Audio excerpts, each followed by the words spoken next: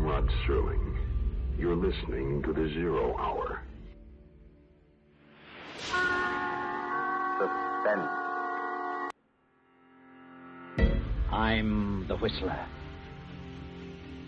Yours truly, Johnny Dollar. Who is it? The Fat Man. Present The Man Called X. The Mysterious Traveler. Another journey into the realm of the strange and terrifying. I hope you will enjoy the trip, that it will thrill you a little and chill you a little. So settle back, get a good grip on your nerves. Where are we going? You'll find out when we get there.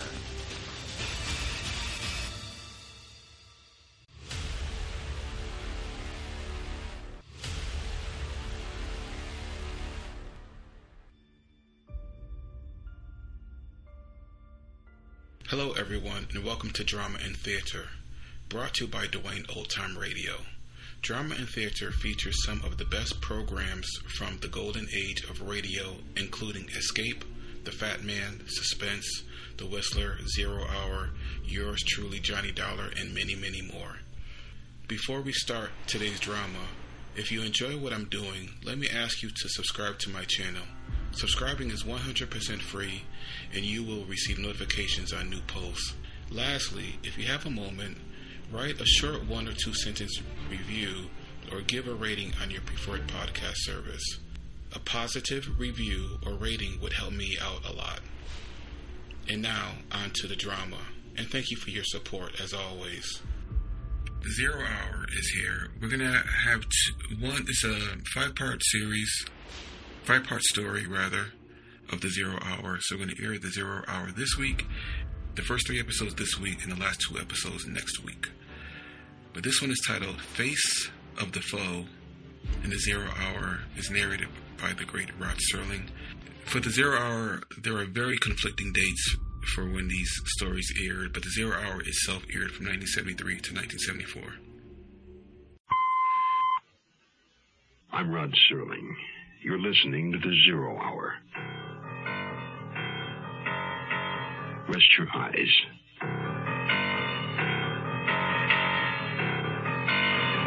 Exercise your imagination. This week, Patricia Power's eerie saga of a neighborhood besieged. Face of the Foe.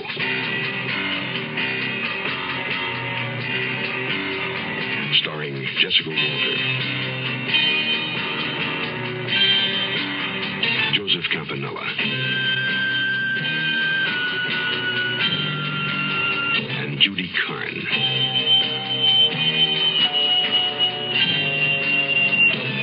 In Elliot Lewis's production of The Zero Hour.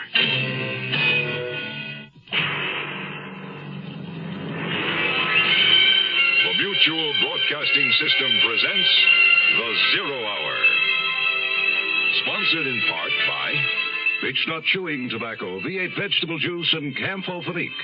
This is The Zero Hour on Mutual Radio.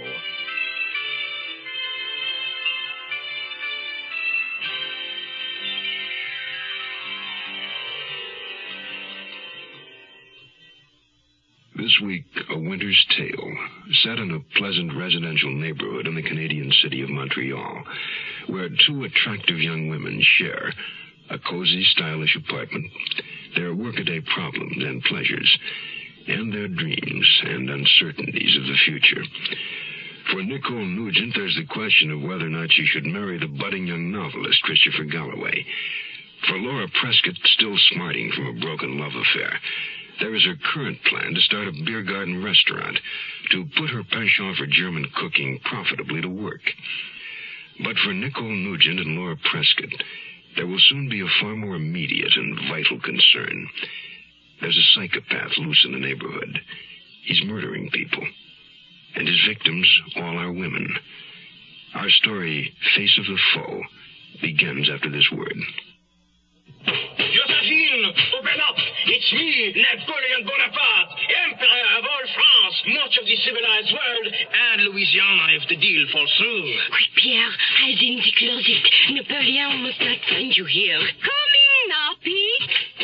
Ah, Josephine, I had to see you. Napoleon, my dearest heart. What are you doing here? I thought you were at Waterloo. I was, but it ended early. What is that? I smell cigarette smoke. You know I hate you to smoke. I didn't. I don't. I started again. Aha! The smoke coming from that closet. Come out of there, you scoundrel, and on guard. It was only in there to pick up the dry cleaning. Take that, you filthy escargot. This world history lesson was brought to you by your American Cancer Society, which says smoking can be injurious to your health. Touché!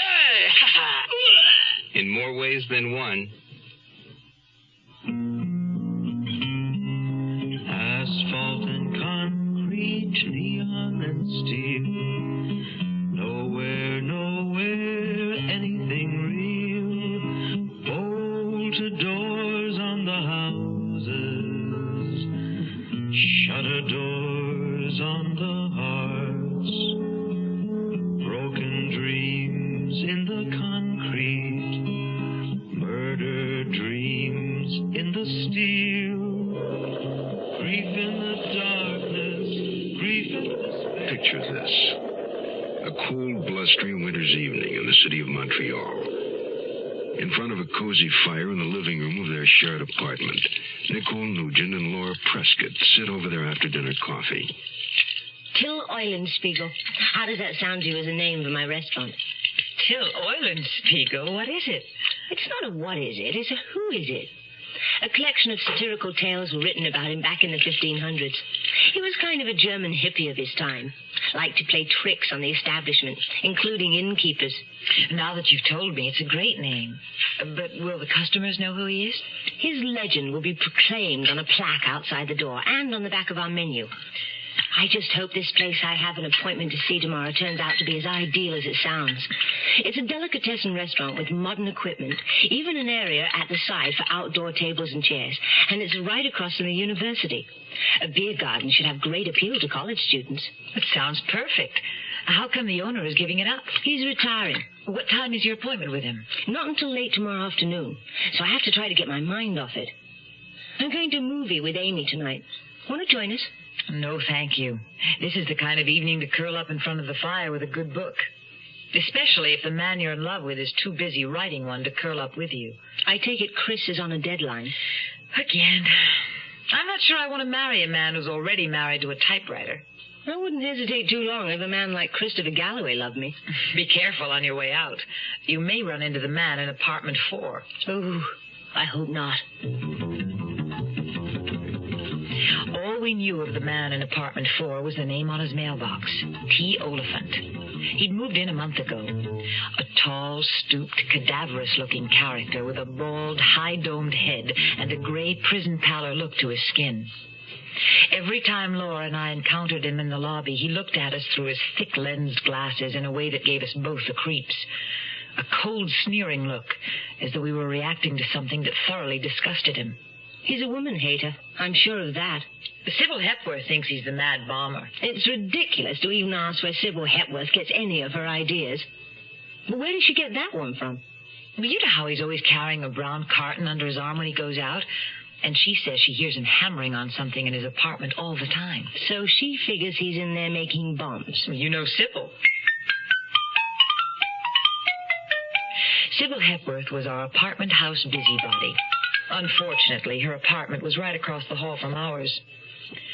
And now, as Laura left for her movie date, Sybil came flying out of her door to corner me with an idle comment about the weather, which was always her devious way of trying to strike up a gossip-laden conversation.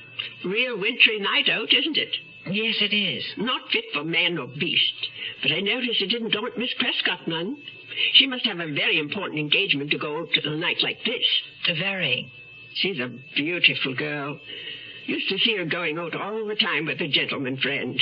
But he doesn't seem to come around anymore. I suppose things between them must have gone as they say. Gone what? You know, like they write in the gossip columns. Oh, do you read the gossip columns, Miss Hepworth?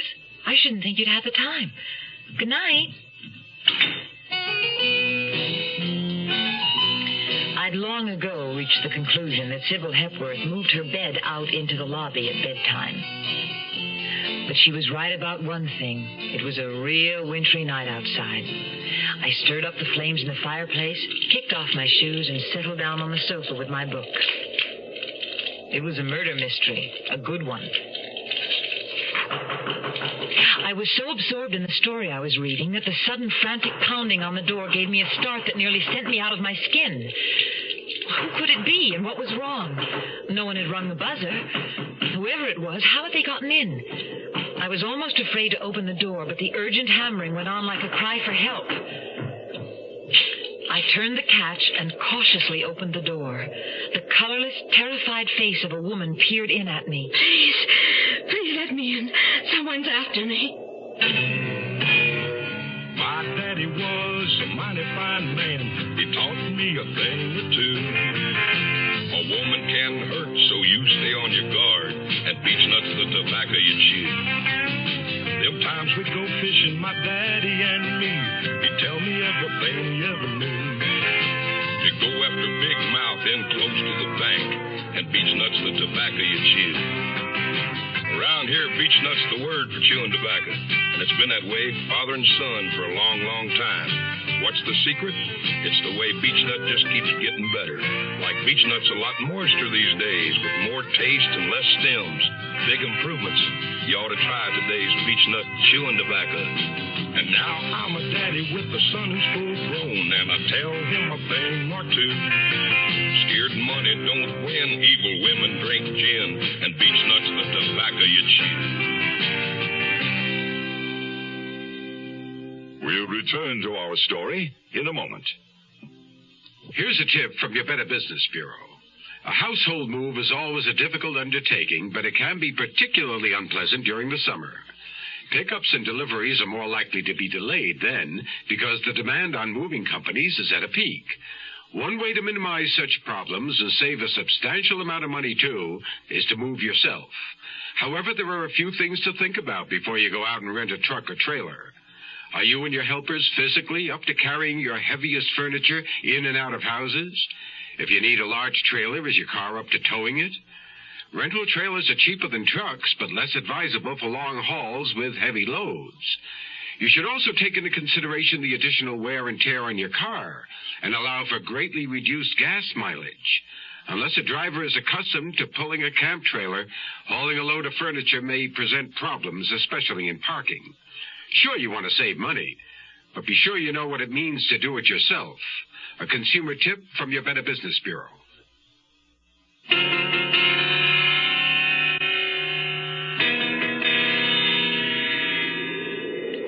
Oh, let me in, please. Yes, of course.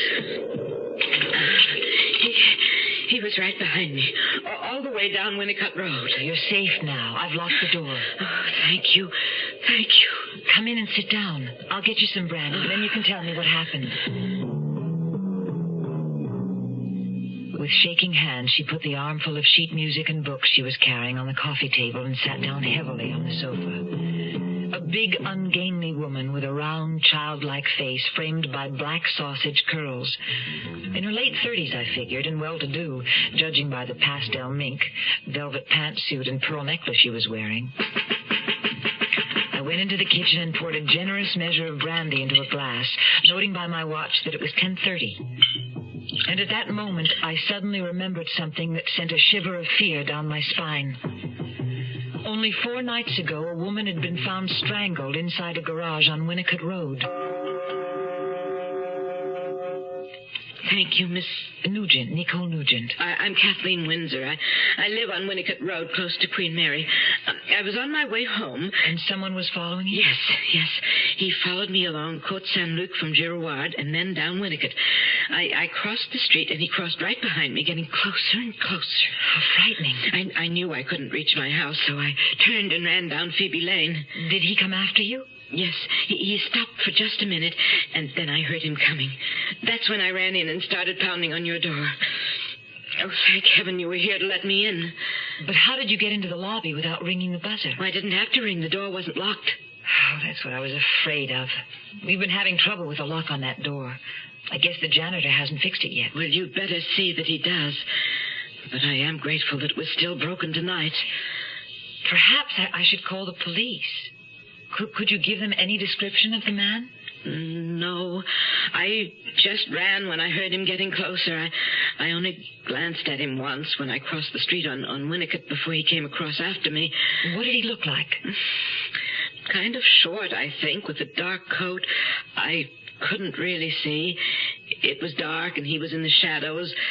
I was really too frightened to notice. Oh, I understand. You see, only last Monday night a girl from my church choir was murdered on Winnicott Road. Yes, I read about it. It must be awful when it's someone you knew. Elsie Grumberger. She sang the solo sometimes. Had a beautiful soprano voice. Shall I get you some more brandy? No, I have to go home. Mother would be so worried if she knew. She's always warning me to come straight home after choir practice. You live with your mother? Yes, but she's in the hospital now. Has been for weeks, poor thing, with a broken hip. If we were to call the police, something might appear in the paper to worry her.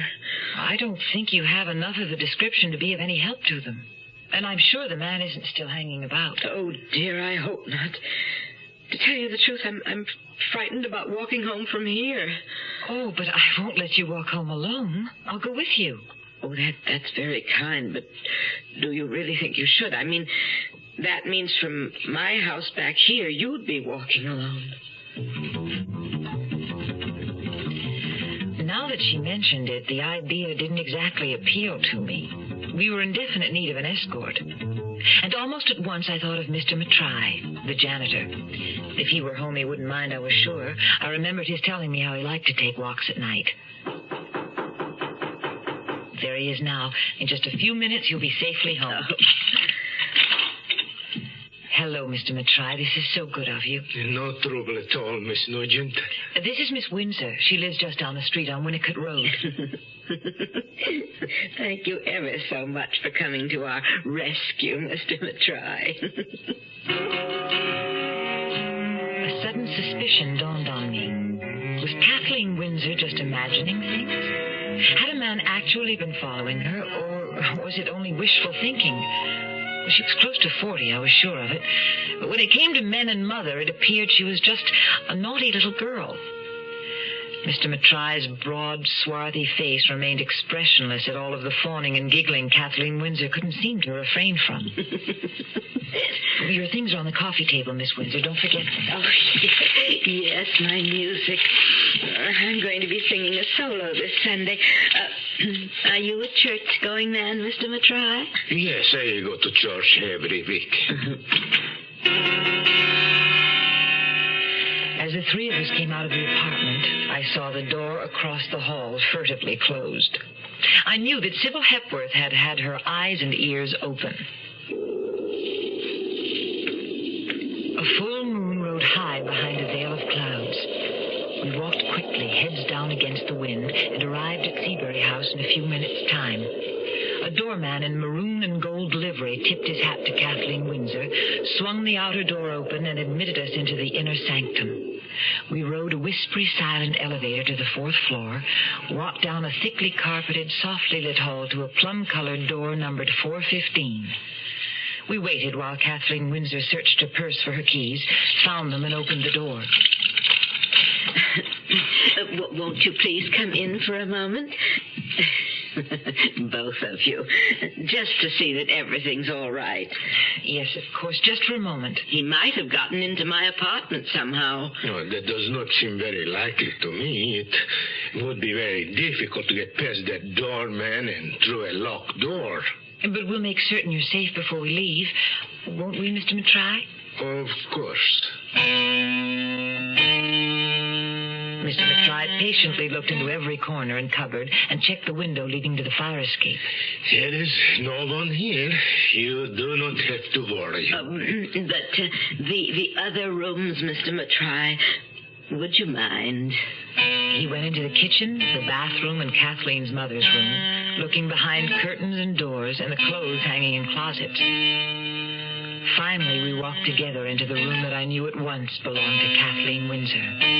The little girl's room, all pink and white with ruffled curtains and a menagerie of stuffed animals on a canopied four-poster bed. From a rocking chair in the corner, a giant plush teddy bear stared at me with glass-button eyes. It's all right, Miss Windsor. I've looked everywhere. There is no one. I know you're going to think this is silly of me, Mr. Matry, but there is one other place he could be hiding. Would you just take one little peek under my bed?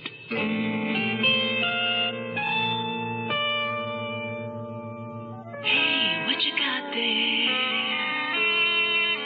It looks like tomato juice. It's V8. What you got there? It's V8. Looks like tomato juice. It's V8. Try it. Wow. It sure doesn't taste like tomato juice. It tastes like V8. A great natural blend of 8 garden vegetables. V8 cocktail vegetable juice. V8. When a skin injury makes your child cry out in pain, Ow! It hurts! remember Camphofenique.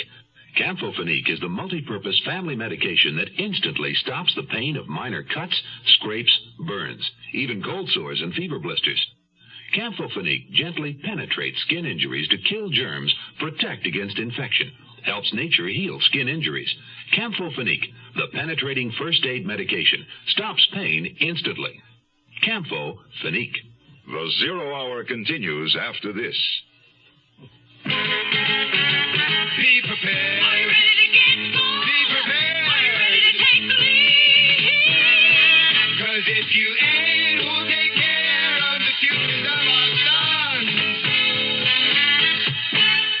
Well, let me ask you now, who's gonna tell them about the pusher man? Who's gonna show them how to clean the man? Who's gonna tell why they shouldn't drop out? Who's gonna show them what it's all about? You know you can if you want to. You can if you want to right now. Well, let me lay it on you. Well, let me tell them, you know, if you're 18 or older, you can help a lot of guys be prepared by being a leader in scouting. I mean it, fella, scouting today's a lot more than you think. Be prepared. Are you ready to get more? Be prepared. Are you ready to take the lead? 'Cause if you ain't, won't help teach your sons to be prepared.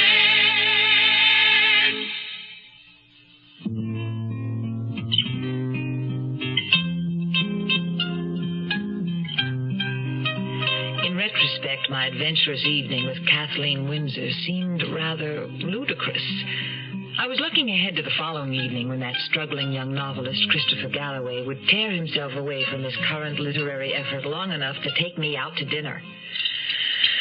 But it was just my luck to wake up the next morning with a cold. Cheer up. 2 weeks from now, you'll be sunning yourself on the sands of Jamaica, where probably no one's ever even heard of a cold. Oh, right now, my only concern is about my date with Chris tonight. Any time he's willing to take off when he's on a deadline is pure gold. Yes. A glass of freshly squeezed vitamin C. Maybe if you take it easy all day, you'll feel better tonight. Oh, maybe. Too bad you had to go out at all last night. My big errand of mercy. It was a fool's errand, I'm sure. That poor silly woman. You should have seen her bedroom, Laura. It looked like something out of an old Shirley Temple movie.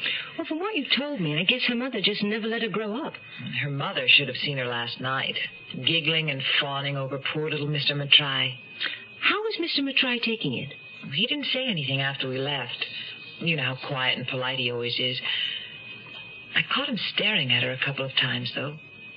You would better remind him to fix that lock on the lobby door. Oh, we met T. Oliphant in the lobby on our way out last night. And you should have seen the way he stared at Kathleen Windsor.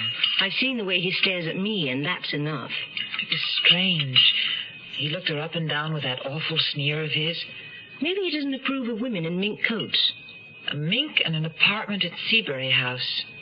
Whatever it is that Kathleen Windsor lacks, it isn't money anyway. Well, minks aren't in my line.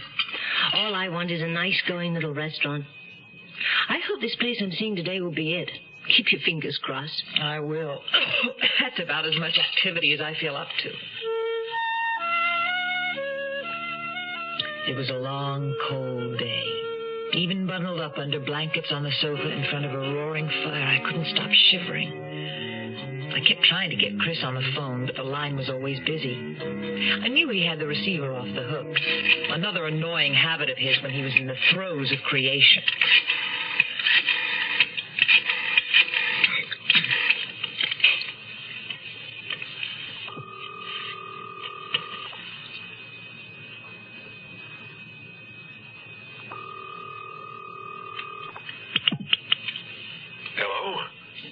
Finally, I've been trying to ring you all day. Oh, you know I sometimes take the phone off the hook when I'm writing. Yes, I know. It's very frustrating. What's the matter, Buffett? You sound a little out of sorts. Oh, I'm sorry, Chris. I have a cold, that's all. Oh, poor Miss Muffet. I thought you sounded a little fuzzy. Hey, what does this do to our dinner date? Cancels it, I'm afraid. I just don't think I should go out tonight. Oh, well then how about me bringing dinner in? Your favorite Chinese food. Or would you rather not have any company at all? Well, not just any company, but you and Chinese food sound perfect. I'm rallying already. Good girl. I'll be there soon, and I won't stay too late. Oh, it's just as well. Probably full of germs. Seeing as how they're your germs, I'll risk it. I'll see you, Muffet. Muffet. Chris always called me that. With affection, but also with a twinkle of amusement in his eye that he wouldn't explain. I couldn't honestly say why I didn't jump at the chance to marry Chris. I loved him and he loved me. We both knew it without having to say it all the time. But I also knew his commitment to his work might sometimes come between us.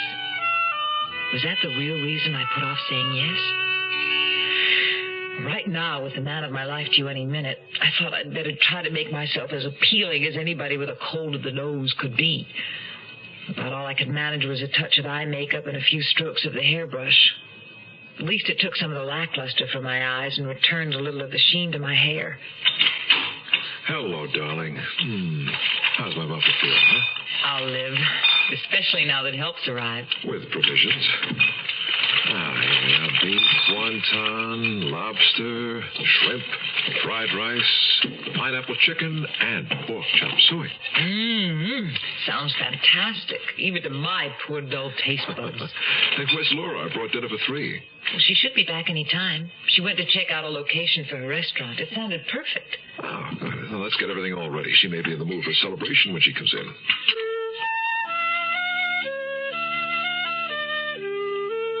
I don't have anything to celebrate. The property wasn't even for sale.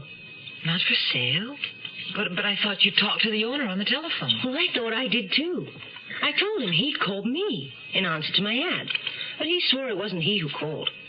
Then who was it? He said it must have been some joker. Some joke. I wonder why anyone would do something like that. Don't ask me. Maybe running a wanted ad in the paper on my own wasn't such a good idea. Oh, shouldn't be anything wrong with that. Let's see the ad.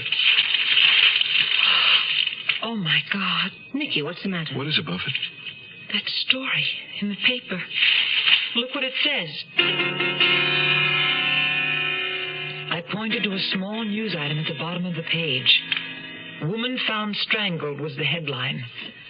Below it, with disbelieving eyes, I read, early this morning, the body of a woman identified as Kathleen Windsor was found in her apartment at Seabury House on Winnicott Road.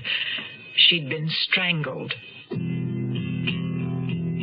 Grief in the darkness, grief and despair. Nowhere, someone to care.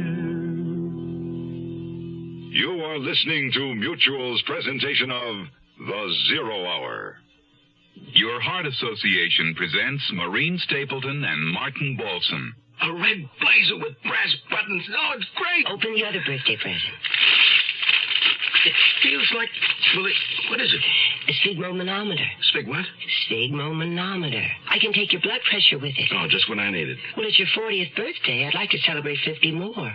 And there's millions of people walking around who don't even know they have high blood pressure. So high blood pressure, if it goes untreated, can lead to heart attack, stroke, and other not-so-nice things. Look, I don't have it. How do you know? There's no constant symptoms, and you never get checkups. Well, I'm not about to let you check my blood pressure. Then you'll see the doctor about a checkup. Okay.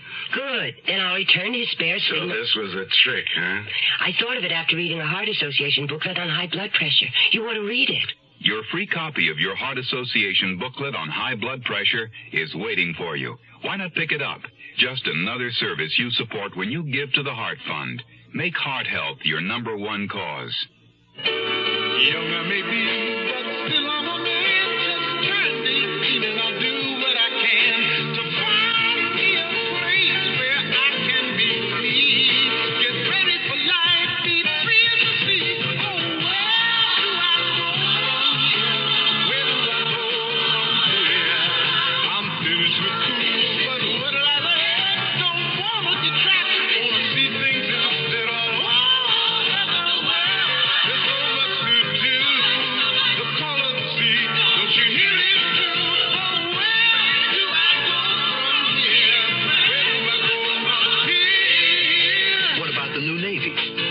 chance at success. Learn an exciting job and see the world. Call toll-free 800-841-8000 or see your Navy recruiter. Be someone special in the new Navy.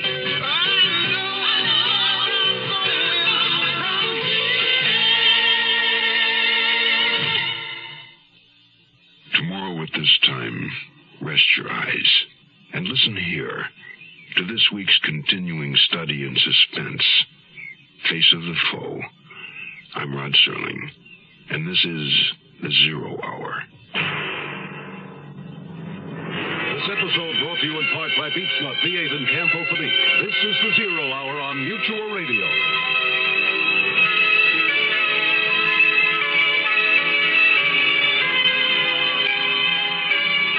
You have been listening to The Zero Hour, a presentation of the Mutual Broadcasting System in association with Hollywood Radio Theater. Heard every weekday at this time. Rod Serling is your host. Zero Hour is produced and directed by Elliot Lewis. The Hollywood Radio Theater theme was played by Ferranti and Teicher and is now available on United Artists Records and Tapes. Hugh Douglas speaking. Tune in tomorrow, and once again, rest your eyes and listen here to The Zero Hour. This is the Mutual Broadcasting System.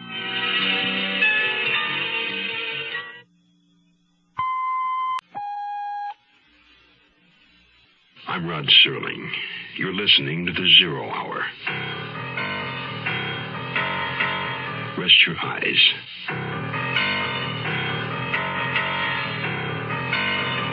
Exercise your imagination. This week, Patricia Power's eerie saga of a neighborhood besieged. Face of the Foe.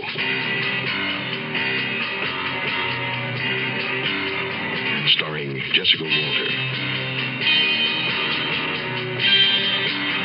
Joseph Campanella, and Judy Carne.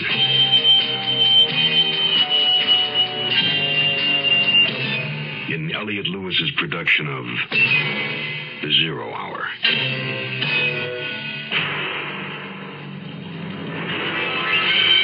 The Mutual Broadcasting System presents The Zero Hour. Sponsored in part by Quaker State Motor Oil and State Farm Insurance. This is The Zero Hour on Mutual Radio.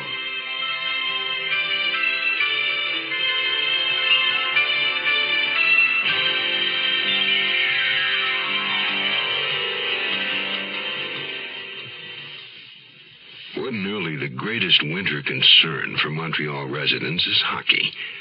But this is no ordinary winter in Montreal.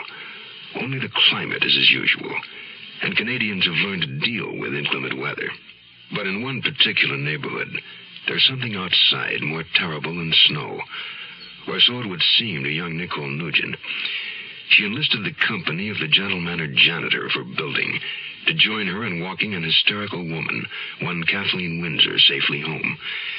Seeing the middle-aged woman's plush apartment and frilly little girl bedroom, and having witnessed her flirtatious manner with her male escort, Nicole concludes that the shadowy pursuer that Miss Windsor claimed was following her home in the night was merely the product of a lonely spinster's fertile imagination. But now, Kathleen Windsor is dead. And for Nicole Nugent, a story in the newspaper lends credence to the theory that there is a fiend on the loose, and he's somewhere, very close by. Face of the Foe will continue after this word. If your house needs insulation, and you don't have storm windows and doors and caulking around the doors and windows, you could be spending 50% more than necessary on heating costs this winter. The National Bureau of Standards recommends 3 inches of insulation in the walls and under the floor of your house, and 6 inches in the attic. Weather stripping movable door and window joints and caulking around the frames will stop cold drafts. And storm windows and doors can drastically cut heat loss through glass.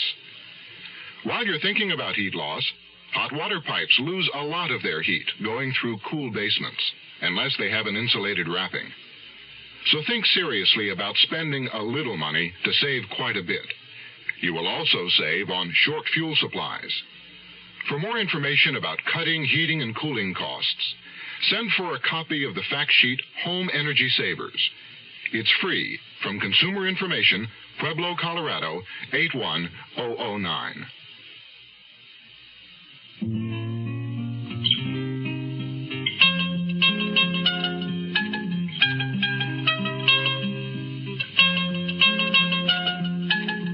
Maybe the man who killed her was someone else, someone she knew.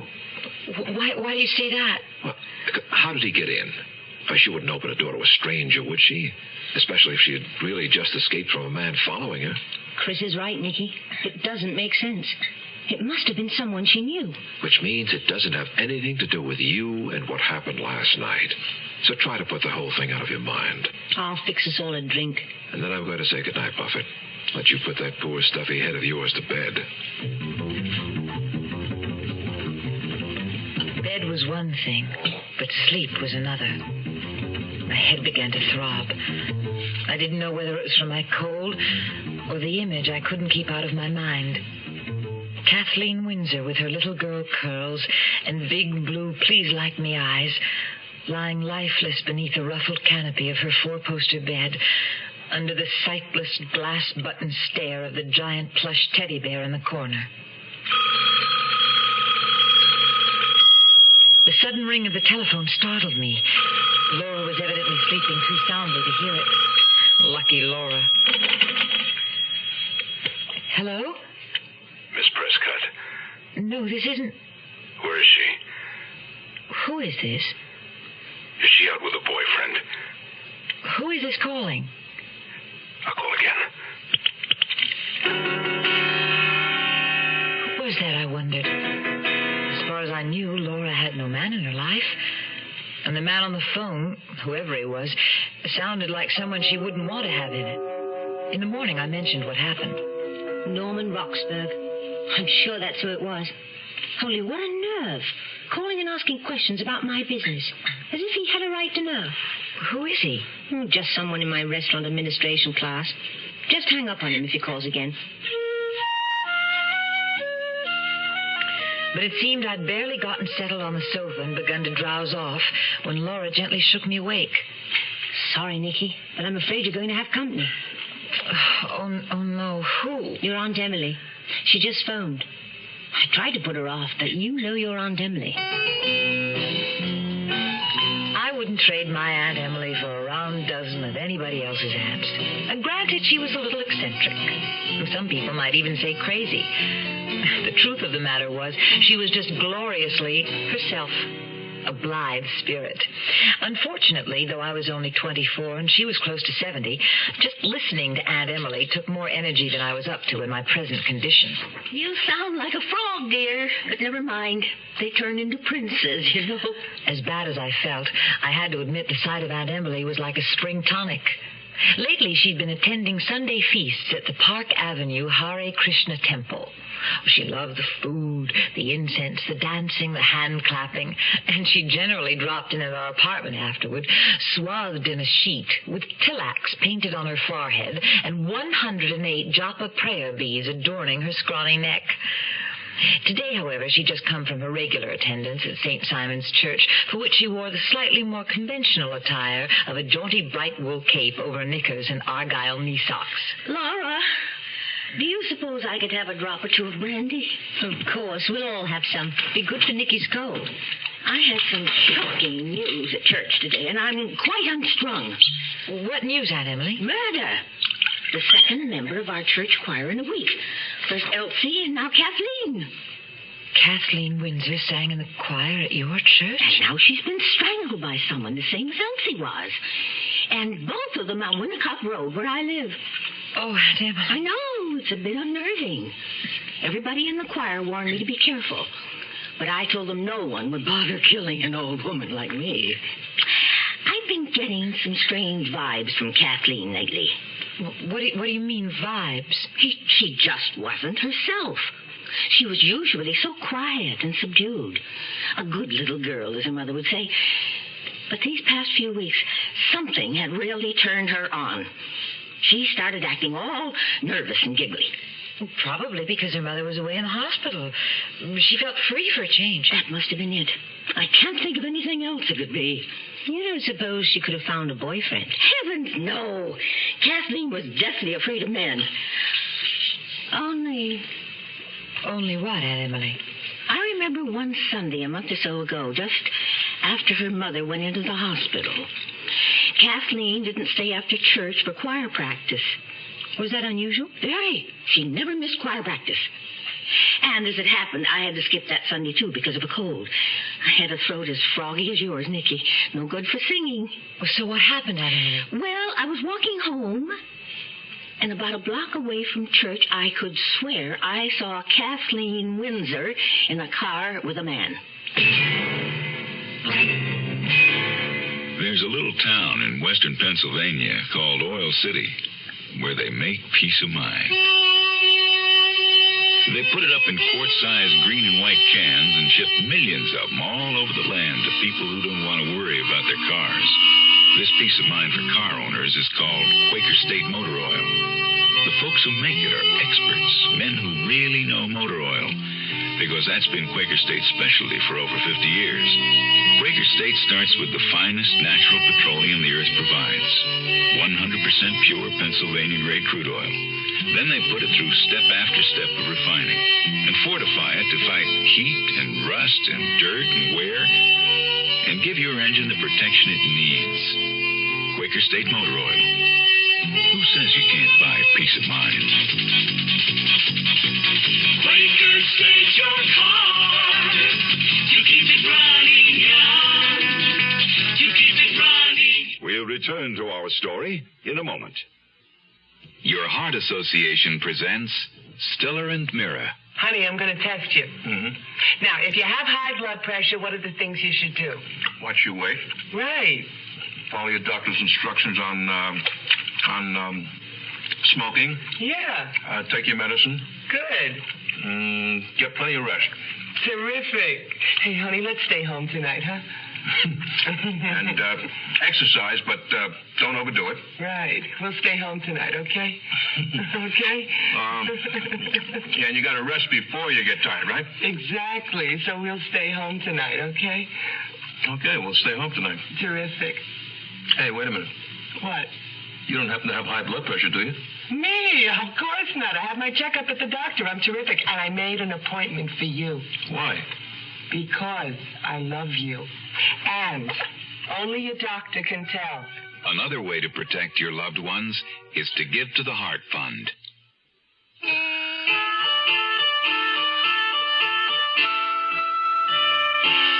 This whole business is just another reminder that we should all live life to the fullest while we're here.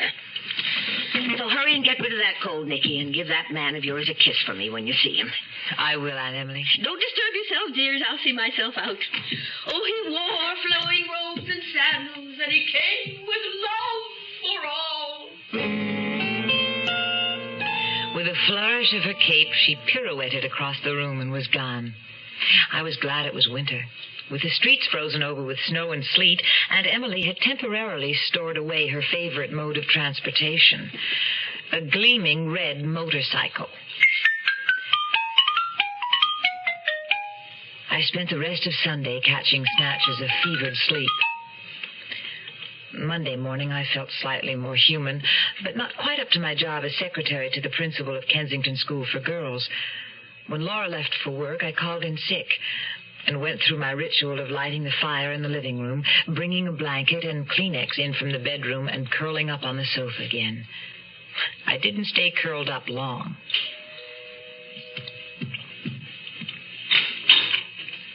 Forgive me, mademoiselle, but I'm Detective Lieutenant Noel Philippe from Homicide. Homicide? You are Mademoiselle Nugent, are you not? Yes, I am, but... Then you're the person I've come to see. May I come in? Yes, of course. I don't understand. I wish to question you about Kathleen Windsor, the woman who was murdered. You knew her, did you not? No, not really. I mean, I only met her once, briefly. Briefly or not, mademoiselle, according to the information I've been given, you were one of the last persons to see Kathleen Windsor alive. You and a Monsieur Georges Montreuil. Yes, that's true. But how did you... Apparently, you didn't consider such a fact of sufficient importance to inform the police? I'm sorry. I suppose I should have. Yes, mademoiselle, you should have. But now I think you and I must have our little conversation, tardy though it may be. Lieutenant Philippe was of medium height with a weary face and bleak gray eyes that looked as though they'd seen too much of the seamy side of life. He looked like a tired bloodhound as he trailed me into the living room and sank heavily into the chair by the fire. Please tell me everything that happened when Miss Windsor came here last Friday night. Do not omit anything, no matter how trivial it may seem. Lieutenant? Yes, mademoiselle? The two murders on Winnicott Road, do you think the same person committed them both? It is too soon to draw such conclusions. A psychopath may read of a murder in the paper, and his feverish brain is inspired to duplicate the act. Thus, one murder often leads to another. What a terrible thought. In the two incidents on Winnicott Road, there is the similarity in the method of murder, strangulation. But there is also an important difference. The Grunberger woman had not been sexually molested. The Windsor woman was. Of course, in the Grunberger case, the killer may have intended to molest his victim, but did not have the time. The car in the garage was running, and he knew the owner might return at any moment. It's all too terrible to think about.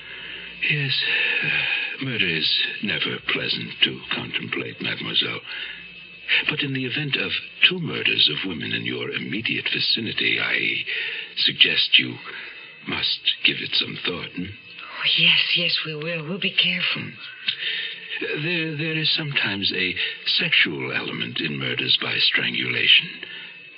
We may be dealing with a sexual deviant. Have you talked to Mr. Montreuil, Lieutenant? Perhaps he might remember something I've forgotten. I was wondering when you would think to bring up Monsieur Montreuil. He was, after all, the only other known person to be with Kathleen Windsor just before her death. He's a very nice man, Lieutenant. I'm sure you'd find him most obliging. I'm afraid, Mademoiselle Nugent, at this moment we do not find him so. Mr. Montreuil, it seems, has disappeared before we could question him. Disappeared? Tell me what you know of the man. Not very much, I suppose. I've lived here a year, and he's always been very polite and helpful. And that is why you thought of him to accompany you and Miss Windsor to her home, is that correct? Yes. And also, I remembered his telling me once that he liked to take walks at night. But, Lieutenant, that doesn't mean he walked around murdering women. Oh, perhaps not. Perhaps not. But then, what reason do you suggest he had for not wanting to be questioned by the police? A very good one, as a matter of fact. I'm thinking of a conversation I had with him last summer. He was working outside in the garden, and I was admiring the flowers he planted. He told me then how he had fled from Hungary in the 1956 revolution, how terrible it was there for his family and himself. He was so thankful to be living here in Montreal. Yes, oh, that's very interesting. Well, don't you see? No wonder he ran away from the police. He was afraid from his past experiences. A sound enough theory, perhaps, mademoiselle. Except for one thing. What is that, Lieutenant? I'm afraid we have uncovered another reason for his fear of the police. The record shows that your nice, quiet Monsieur Matrai has actually served 2 terms in prison. What for? For molesting women, mademoiselle. Agent Darrell Hutchison of Garden City, Georgia, explains why personal service and car insurance is just as important as State Farm Mutual's low rates. We are not always the lowest price that an individual can find for insurance. So I have had people come by that have already gotten prices from other companies. They come by, and this particular time, we were a little higher than they were. But after talking with them, tell them that I can give them one thing that the other company cannot give them, and that is my first-line service. They know that I am here. I'm here to stay as an agent, and these points make a difference. They don't want to be treated as a number. They still want to be treated as an individual, especially when they have a claim problem. They want to be given service because that's what they're paying for.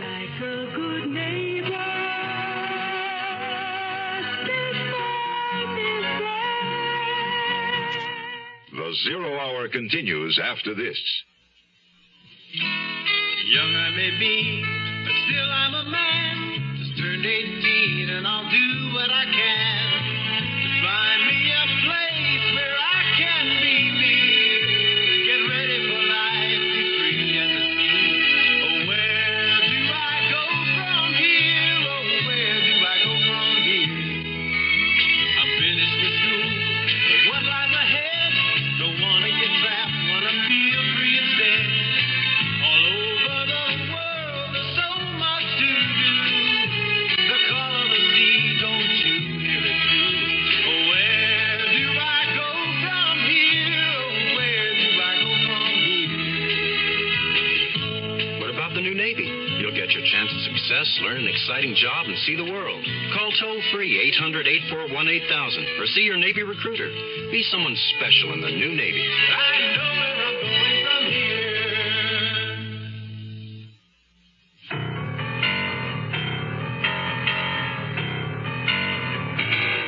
The most puzzling aspect of the Kathleen Windsor murder is how the killer got into her apartment.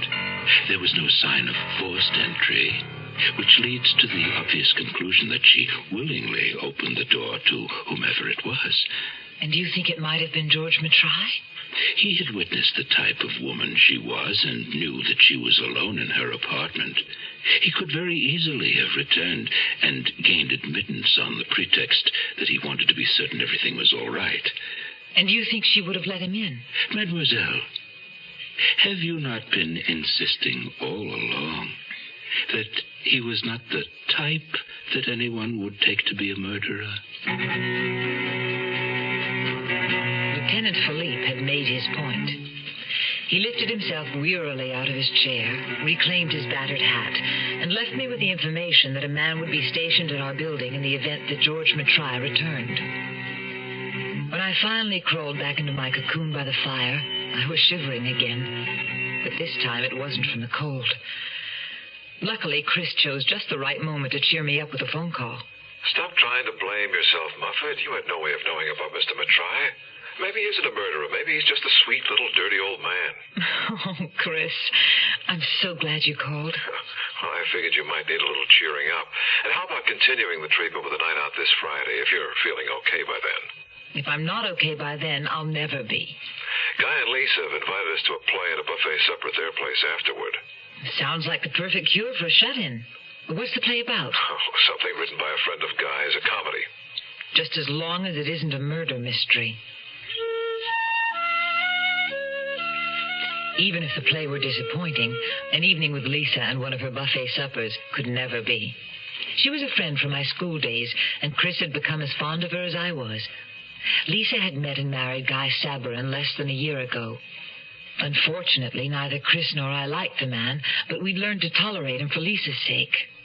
At the moment, I found myself thinking I was going to have to get well by Friday night if I were going to stomach a whole evening in Guy Sabarin's company.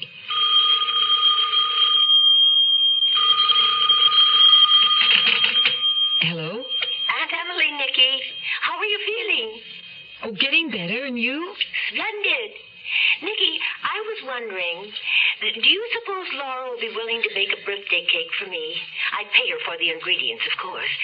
Laura makes such beautiful cakes. And Donald's such a nice boy. So much soul. Oh, I'm sure Laura would love to, Aunt Emily. But who is Donald? Donald Hamill. I got him from the drop-in center. The drop-in center? For homeless youth on Leary. He comes from Windsor. Couldn't stand it at home and ran away. Says he won't go back again, and I don't blame him from what he tells me. Aunt Emily, you didn't... Bring him home with me? Well, of course I did. Where else was there for the poor boy to go? I'm going to keep him with me until he finds a job and can look after himself. Aunt Emily, I don't think it's very wise of you to take in some strange boy like that. Oh, Donald isn't strange. He's a very good boy. Awfully quiet and shy, but not sullen like Tony. Now, you're right about Tony. He is a strange boy, and I'm not so sure I should have let him come home with me. Who is Tony, Aunt Emily? Tony Bartha, Donald's friend. Although I wonder if he really is. I know for a fact Tony's going steady with Mary Jane, and I'm afraid he has Donald flirting with her. Mary Jane? Is that someone else you brought home with you? Oh, dear, no. Mary Jane is marijuana, dear. You mean Tony Bartha's into drugs? Oh, Aunt Emily, I don't think you should let him stay with you. Don't worry, I'm not going to for long. I don't like his attitude. Cheers. The rest of the day passed uneventfully, except for another encounter with T. Oliphant when I went to the lobby to get the mail. I was wearing a cable knit sweater and my oldest pair of corduroy slacks for warmth, and T. Oliphant looked me up and down in the same manner that he had Kathleen Windsor. A new thought occurred to me. Maybe he just didn't approve of women wearing pants. I scuttled past him quickly and hurried back to the sheltering circle of my fire like primitive man huddling against evil spirits. A few moments later, I had fallen sound asleep. It was dark in the room when I woke up. Laura had her class on Monday nights and didn't come home for dinner. The room was chilly. I put more wood on the fire and turned on the lamp. I thought of all the things I needed to do before I left on my trip to Jamaica. Clothes to sew, laundry to do, Christmas presents to wrap. I still didn't have the energy. I picked up a book to read, making certain it wasn't the one I'd been reading the night Kathleen Windsor had come pounding on my door. Laura came in so quietly I didn't hear her. I gave a start when she suddenly materialized beside me. She looked strange, her face pale, her eyes staring. Laura, is something wrong? There's someone with me, Nicky. May I ask him in? Of course. She walked to the hall and in a moment returned with a man at her side. Pleasant looking, sensitive features, with dark blonde hair that just brushed the collar of his expensively tailored suit. Mr. Brooke, this is my roommate, Nicole Nugent. Nicky, this is Julian Brooke. How do you do? Oh, pleased to meet you, Mr. Brooke. Laura, what's wrong? Something is, I can tell. I'm afraid Miss Prescott doesn't feel yet like talking about it, Miss Nugent. You see, she's just had a ruddy bad scare. Laura, what happened? A man attacked her on the street. Tried to drag her off into the park. Got to get out of this city of night. Find me, oh, find me, my city of light. You are listening to Mutual's presentation of The Zero Hour. Once upon a time, there was a beautiful forest where everything was all lovely and green and peaceful. Sunlight fell in ribbons of daylight through its trees. Birds flew in the quiet air above it. Deer and rabbits found secret hiding places to play, for it was truly a beautiful place. And then one day, into this beautiful emerald forest, a new creature came, a creature called man. And man brought with him fire to warm him against the night. Only with his fire, man did not bring caution, and the fire got away from him suddenly. And the beautiful forest was no more. And yet there might easily be a different ending. For if man is careful with his fire, he need never say, once upon a time, there was a beautiful forest. I'm Lucille Maness, an unsuccessful big businesswoman, and I'd like to tell you a little bit about my unsuccessful business. I was the co-founder of this women's book club, but we ran into a little trouble. We had all kinds of problems, so I called SCORE. That's the Service Corps of Retired Executives. They're retired executives who volunteer to help small businesses. I went over and discovered Lucille was in deep trouble. I made several simple business suggestions. I also strongly recommended the club seek incorporation with a well-established women's magazine until its membership increased sufficiently. Unfortunately, one of my associates really didn't like the idea of a man giving us advice, so she wrote herself a check with the remainder of what we had left in the treasury and took off. Well, Mr. Krause came back to help again. A man who knows how to solve problems likes to keep solving them. Volunteer for SCORE. SCORE is one part of action. Action is doing something. There is something you can do. Get into action. Tomorrow at this time, rest your eyes and listen here to this week's continuing study in suspense, Face of the Foe.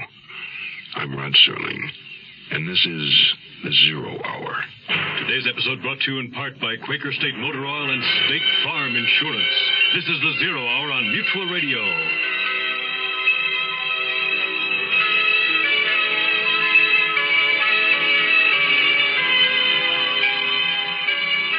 You have been listening to The Zero Hour, a presentation of the Mutual Broadcasting System in association with Hollywood Radio Theater. Heard every weekday at this time. Rod Serling is your host. Zero Hour is produced and directed by Elliott Lewis. The Hollywood Radio Theater theme was played by Ferranti and Teicher and is now available on United Artists Records and Tapes. Hugh Douglas speaking. Tune in tomorrow, and once again, rest your eyes and listen here to The Zero Hour. This is the Mutual Broadcasting System.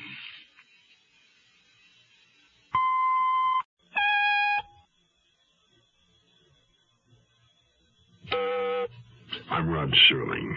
You're listening to The Zero Hour. Rest your eyes.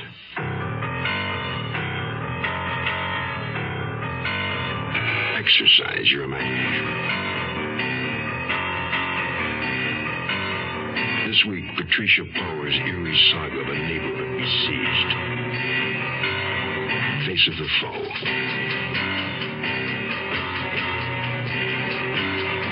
Starring Jessica Walter, Joseph Campanella, and Judy Carne.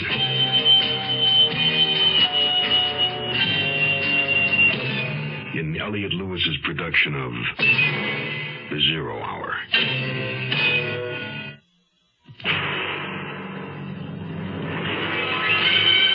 Mutual Broadcasting System presents The Zero Hour. Sponsored in part by Big Red Chewing Tobacco, V8 Vegetable Juice, and State Farm Insurance. This is The Zero Hour on Mutual Radio.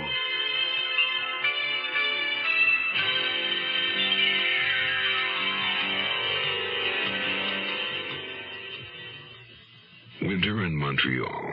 Cold, blustery. A good time to stay indoors around a warm fire. especially if you're a young woman like Nicole Nugent and living with a female friend like Laura Prescott. Staying indoors is an especially good idea if two women living just down the street have been murdered within the past week, which they have. Some male companionship, a shoulder to lean on, would perhaps be a comfort. Nicole has Christopher Galloway, but he's off working on a novel. And Laura has just returned home, accompanied by a gentle-mannered young Englishman named Julian Brooke. A comfort? Hardly. For Laura Prescott met the man while on her way home, while another man, whose face she couldn't see, was about to drag her off into the park. Face of the Foe continues after this message.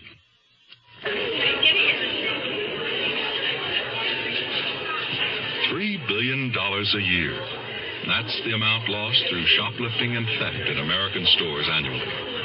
It is clear that a great number of those involved are not practicing criminals, but ordinary citizens. Many rationalize their actions with the common reflection, so what? They're insured. A phrase that justifies nothing. It is not only property that's at issue, it is the sacredness of all things within the community of man. Ecologists and conservationists are making the point of the interdependence of all plant and animal life. Pollution breaks the cycle. So, too, when we break the trust we owe one another in the community of man, we contribute to moral pollution. The community of man, God's club. Be an active member. This message has been brought to you by Religion and American Life in cooperation with this station.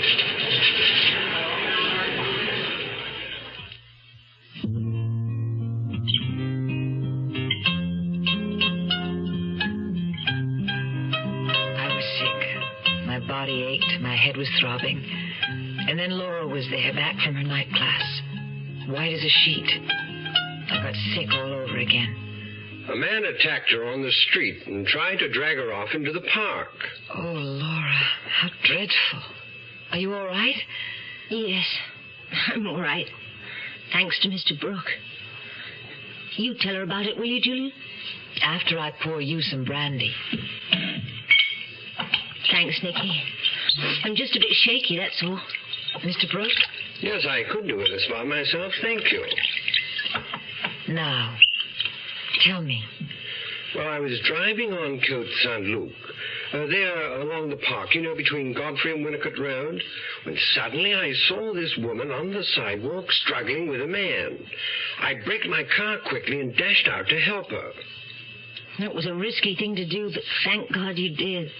By then, the blackguard was trying to drag her off into the park. I shouted a warning, and he let go of her and ran off. Left poor Laura here shaking and sobbing on the grass. Did he hurt you, Laura? No, he just handled me roughly, that's all. She'll have a few bruises, I should imagine. But Lord knows what he would have done if Julian hadn't stopped to help me. It was foolish of me to be walking by it, especially after two women have just been murdered in this area. And considering the man who accosted you might possibly have been the murderer, I think we'd better call the police. I was expecting the battered little figure of Lieutenant Detective Philippe to reappear at our door in answer to Julian's call. But instead, a pair of lesser police officers arrived to take notes on the incident and firmly caution Laura and me to do no more walking the streets alone at night.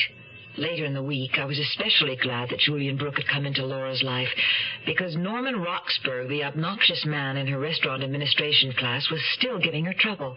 He even grabbed my arm and tried to keep me from getting into the taxi last night after class. I can't reason with him, Nicky. He really hurt me. As if I didn't have enough black and blue marks from that awful little encounter in the park. That is awful, but what can you do about him? I've already done the only thing I can. Switch classes. They're on the same nights, but begin and end an hour earlier. So hopefully I won't have to see anything more of Mr. Roxburgh. But a lot more of Julian Brooke? Laura only smiled, but the look in her sea-green eyes answered my question. It was Friday evening, and we were both dressing for our dates, hers with Julian, mine with Chris and Lisa and Guy Sabrin. Aunt Emily was also coming by to pick up the birthday cake she'd asked Laura to bake. Do you think your Aunt Emily's friend will like it? Oh, he should love it. According to Aunt Emily, Donald Hamill is a nice boy with a lot of soul. Leave it to your Aunt Emily to take in a couple of homeless boys off the street. That worries me, especially from the way she describes the other one. She thinks he may be using drugs. That could be risky. You know, Aunt Emily, we should all live life to the fullest while we... That's probably her now. I'll get it. But it was Julian Brooke, looking youthful and attractive, in a narrow-cut royal blue coat that set off his fair skin and dark blonde hair. I ushered him into the living room and told him Laura would be out in a few moments. He settled on the sofa with a cocktail, and as I left the room, I saw him bring out a pad of paper and a pen and start sketching. Laura had told me he was a designer of modern furniture. This time it was Aunt Emily, in a pair of plum velvet knickers, white silk knee socks, and a white silk blouse with ruffles of lace at her throat and wrists. She looked like a transplanted court page. And to my surprise, she had her 2 homeless boys in tow. Boys, this is my niece, Nicole. Nicky, this is Donald Hamill and Tony Bartha. She sat down cross-legged on the floor, as she always did, and Donald settled beside her, cradling his guitar in his lap and stroking it fondly as though it were a baby. Tony Bartha, meanwhile, stayed scowling in a corner apart from the group. Aunt Emily's sparrow-bright eyes darted at once to the sketch Julian Brooke had been doodling. It wasn't furniture design after all, but a skillful line drawing in red ink of a sailing ship, its clouds of canvas billowing in imaginary wind, the figure of an angel blowing a trumpet at its bow. That's a really far-out sketch, Mr. Brooke. Is she a clipper ship? She's the Flying Cloud, a beauty. You a sailing enthusiast, Mrs. Teasdale? Oh, yes. I love beauty in motion. You know, it's funny. I could swear I saw a very similar sketch of a clipper ship recently. Only where? Do you ever pop into the Warwick Tea Room by any chance? Of course, that's it.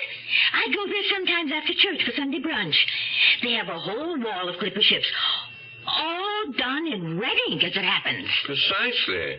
They're all there. The Cutty Sark, the Moppelet, the Flying Spurs, Sir Lancelot, Ariel. Oh, ships have such romantic-sounding names.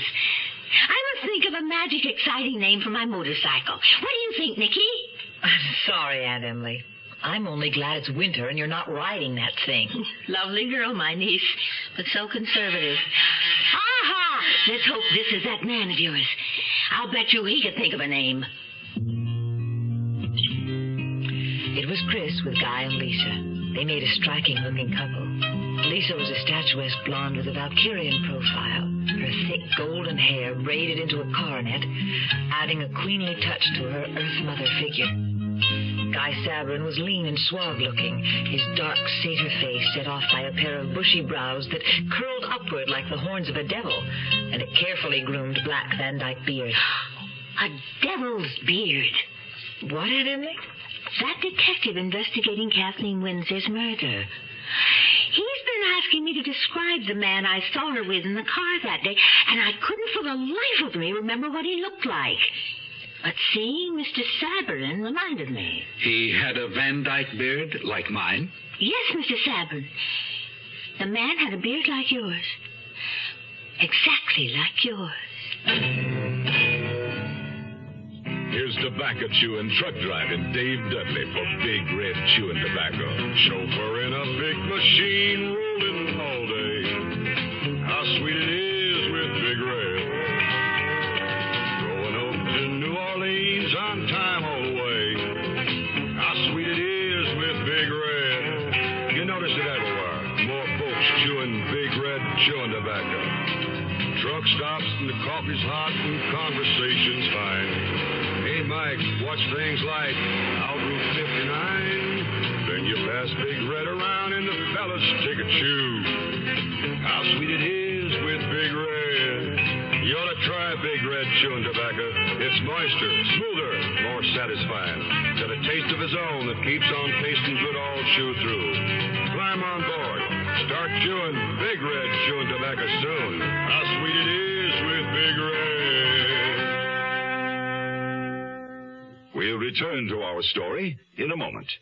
Hi, I'm Pinocchio, the big nose and all that, you know. But seriously, lots of kids don't know about me. How can kids read if they don't have any books? And millions of kids, black, white, red, yellow, brown, all races, live in homes without any books. Getting books into the hands of these girls and boys is what the national program, RIF, Reading is Fundamental, is all about. Here's what RIF has found out. When kids choose the books they want because the subjects interest them and they own the book, that makes reading fun.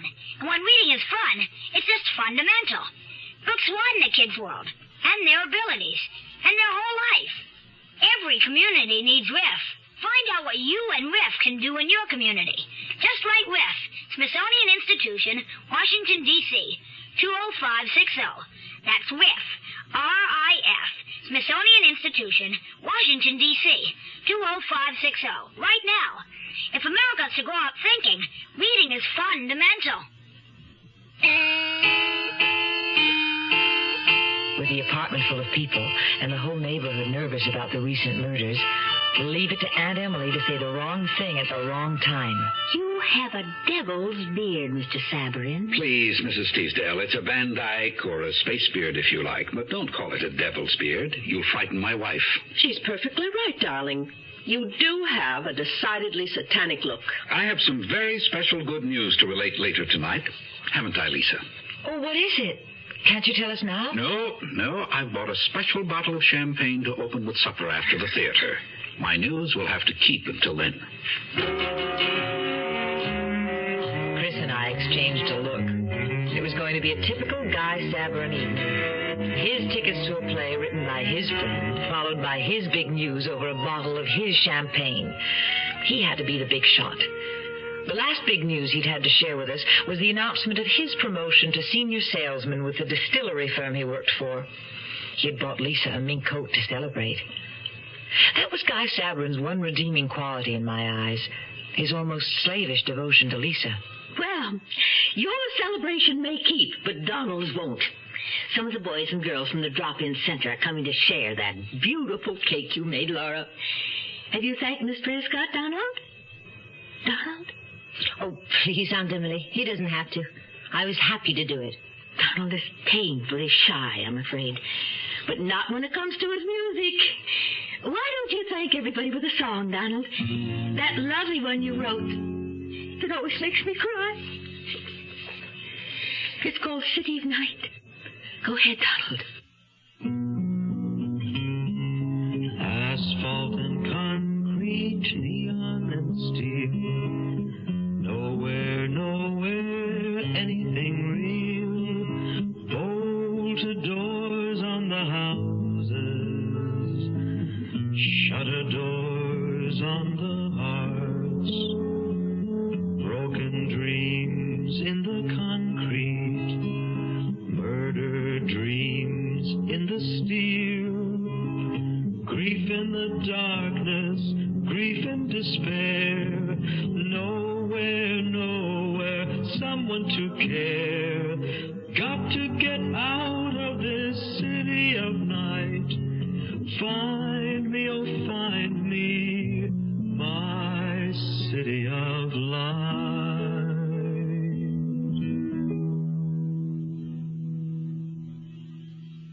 No one spoke for a moment. Aunt Emily was wiping the tears from her eyes, and I felt a lump in my throat.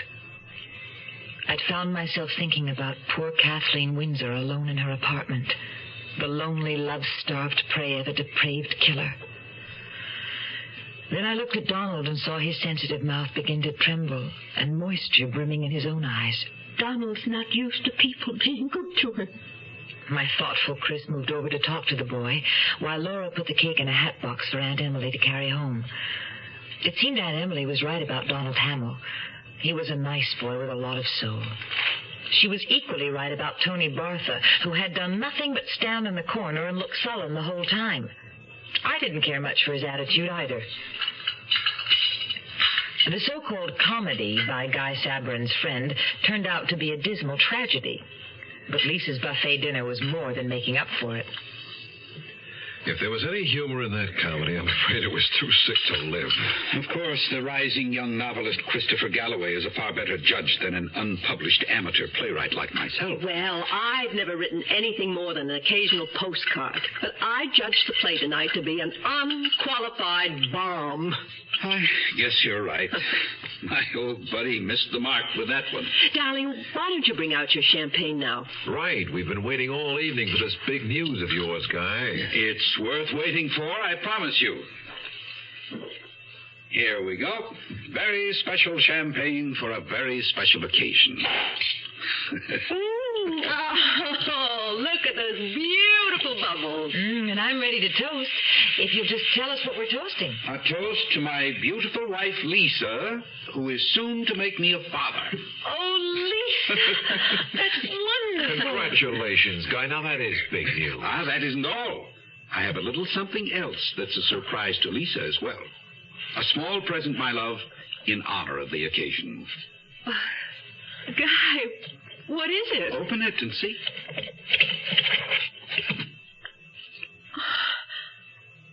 Emeralds. But how? I have a bit of news all my own, darling. I was just given a bonus as the firm's top salesman. God, that's marvelous. Yeah, nice going, Guy. But I noticed Lisa didn't say a word.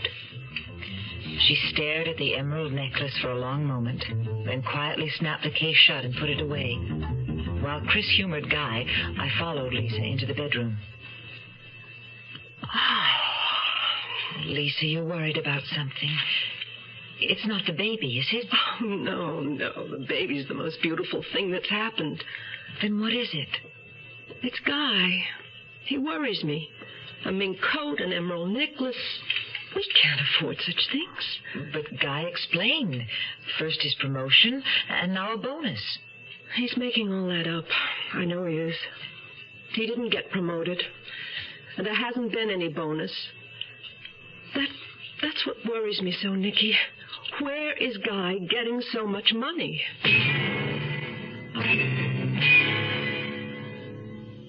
Hey, what you got there?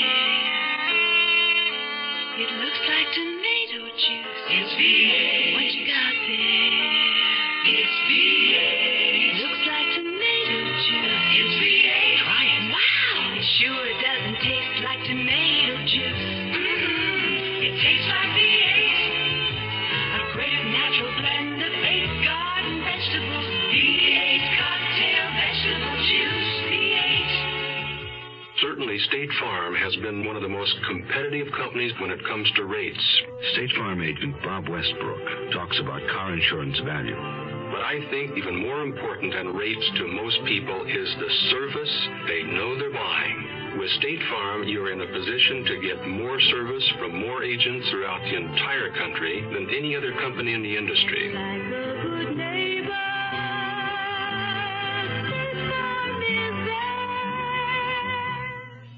The Zero Hour continues after this.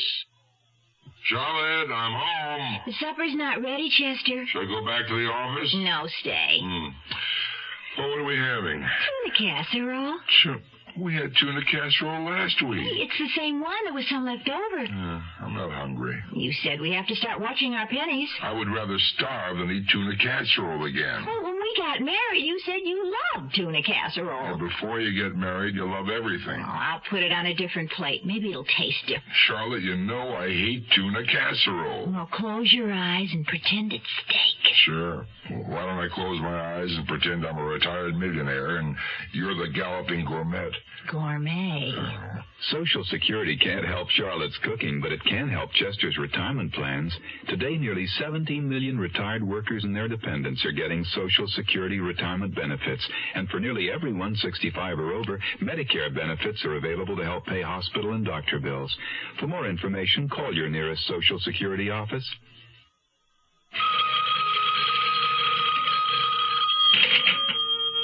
It was Aunt Emily calling to tell Laura how much everybody had enjoyed her Schwarzwalder Kirschtorte.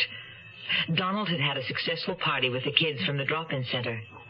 He had played his guitar, and they had all rapped around the clock, as Aunt Emily put it. But then she got on the subject of Tony Bartha. I've seen him hanging around Crestview Public School several times lately. Why would someone his age want to hang around an elementary school? My point exactly. And the other day I saw him talking to a man in a big flashy car parked at the corner by the school. When he saw me, they stopped talking and the man quickly drove away. Did you ask Tony about it? Yes. He said the man had just been asking for some directions. But I don't think I can take Tony at his word. Aunt Emily, do you think there might be a connection between Tony's taking drugs and... well, could he be selling them to school children? That very thought occurred to me. He's no good, I'm afraid. Certainly he's no good for Donald. Then you shouldn't be letting him stay at your house. I've decided I'm not going to any longer. I'm telling him tonight that he has to leave by Monday. He can sleep at the center until he finds someplace else to go. I hope he doesn't give you any problem about leaving. He's such a surly character. Oh, he'll give me some of his lip, I suppose. But don't worry, I'll just tune him out. Right here. By the time Sunday afternoon rolled around, Laura was out on still another date with Judy and Brooke. And after slaving all weekend over a hot bobbin, I was eagerly looking forward to my promised afternoon and evening with Chris. We were going to go antique shop browsing in Old Montreal, then have dinner. I'm sorry to disappoint you, Nicky, but I have to write this afternoon. You go ahead and I'll meet you wherever you say for dinner. But, Chris, you promised. I know I did, Muffet, but I didn't get my quota of pages done this morning, so I'll just have to keep at it. But it's only a matter of a few hours. A few hours counts a lot when you're on a deadline. Now, you know how it is when I'm in the middle of a book. I know that the book always seems to be more important than anything else. That's not true, Nicole, but it is my work, and I expect you to understand. I said I'd meet you for dinner. Now, isn't that good enough? And what am I supposed to do between the time the shops close at 5 and you meet me at 7? Walk the streets? Go into Notre Dame Cathedral and pray for my soul. I'll be here, Nicole. If you still want to have dinner, call me. The only times Chris ever called me by my given name, Nicole, was when he was angry. That's the way it would always be with Chris and me. There would always be a book between us. A damned book. Oh, I knew I was being childish, but I was feeling neglected. I looked at the summer frock I had just finished hemming and thought of my trip to Jamaica. Maybe I would meet someone else. Someone who wouldn't put his work ahead of me. One thing I was sure of, I wasn't going to call Chris back. I'd find somebody else to go shopping and have dinner with. And if it couldn't be a man at the moment, well, there was always Aunt Emily. I'm sorry, Nicky, but it appears I've got hold of that flu bug of yours. In fact, as soon as one of the boys come in, I'm going to send him over to borrow a heating pad from you, if you don't mind. Oh, of course, Aunt Emily. And I hope you feel better soon. Oh, I will, dear. You know me. I never stay down for long. And it's just as well about this afternoon. Antiques aren't really my bag. They're too old for me. Oh, you're right, Aunt Emily. They are. Oh, there's the door. Probably one of the boys now.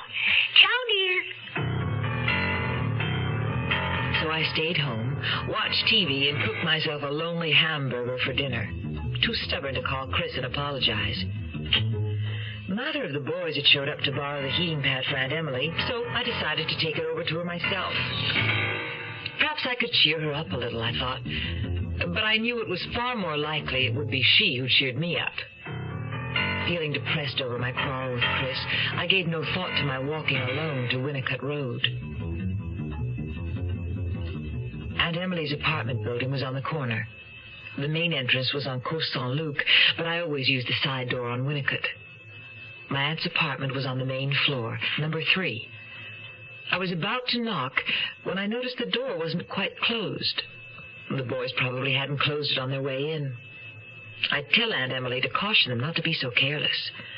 I pushed the door open and walked in, calling out so that Aunt Emily wouldn't be startled.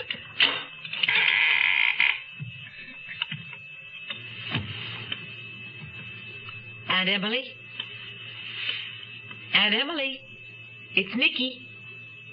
The apartment was deathly quiet. Aunt Emily must be asleep, I thought. I crossed the living room, passed the door to the kitchen, and stopped dead. I saw her lying there on the cold linoleum, lying stiffly on her back with her bluish-tinged, fear-contorted face staring up at me. The realization slapped me across the face. Aunt Emily had been murdered. Grief in the darkness, grief and despair. Nowhere, someone to care. You are listening to Mutual's presentation of The Zero Hour. Now, here are the bunkers, Gene Stapleton and Carol O'Connor. The house we liked the best wasn't the one we ended up buying. It was beautiful on the outside, but we found out that there were terrible termites everywhere. It would have cost us thousands of dollars to really get the house in shape. That's right, and we didn't figure on all the increases in property tax, maintenance, and other expenses. But we went to HUG and got some very good advice. Yeah, we were pretty lucky, weren't we, Archie? Lucky? No, Edith. We wasn't lucky. We were smart. I know some people who never got as serious as us about buying a home. They've been having headaches ever since. Buying a home is a big deal. Learn about house hunting, property inspection, FHA-insured loans, and the responsibilities of ownership in a free booklet called The Wise Home Buying Guidebook. Write HUD, Department HB, Washington, D.C., 20402. What is a Harrier? It isn't a helicopter, but it could land in your backyard. Harrier. It isn't a conventional jet, but it can match the speed of sound. Harrier. It's a revolution in aviation, and the Marines are looking for good men to fly it. Harrier. Phantom. Skyhawk. Cobra. Marine Corps.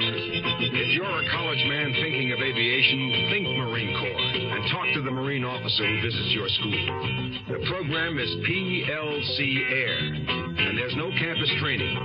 A few good men can even get free civilian flying lessons while they're still in college. The Marines are looking for a few good men who want to fly the Harrier, Huey, Intruder, Bronco, in the Marine Corps. Tomorrow at this time, rest your eyes and listen here to this week's continuing study in suspense, Face of the Foe. I'm Rod Serling, and this is The Zero Hour. Today's episode brought to you in part by Big Red Chewing Tobacco, V8 Juice, and State Farm Insurance. This is The Zero Hour on Mutual Radio.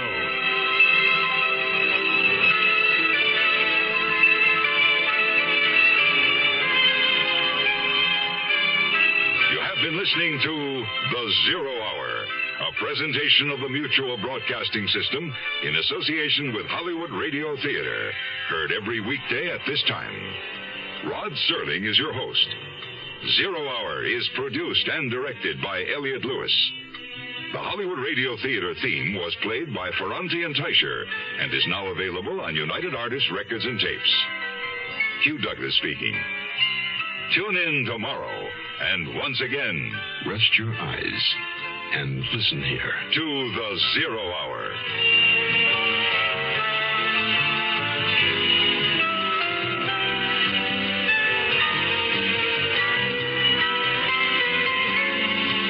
This is the Mutual Broadcasting System.